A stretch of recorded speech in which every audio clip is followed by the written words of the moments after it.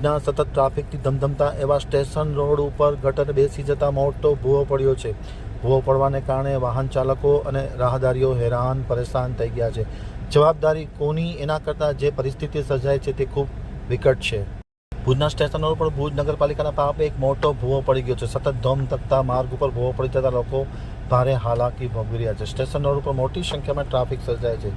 ખાસ કરીને pickup hours હોય છે. સવારના 10 વાગ્યાથી લઈ અને બપોરના 12 સાડા 12 સુધી વ્યાપક પ્રમાણમાં ટ્રાફિક હોય છે. એ જ પ્રમાણે જ્યારે સ્કૂલ છૂટતી હોય છે ત્યારે પણ બપોરના 1:30-2 વાગ્યાના અરસામાં વ્યાપક પ્રમાણમાં ટ્રાફિક હોય છે. આ ટ્રાફિકને કારણે જ્યાં ભૂવો પડ્યો છે ત્યાં લોકો હેરાન પરેશાન થઈ રહ્યા છે. વાહન ચાલકો પણ પરેશાની ભોગવવી પડે છે. ભૂવો રિપેર કરવાની જગ્યાએ પાલિકાએ ત્યાં બેરિકેડ મારી દીધા છે. ચોમાસાના સમયગાળામાં ભુજ પાલિકા એક સાંજે ત્યાં તેર તૂટે જેવો તાલ સર્જાયો છે.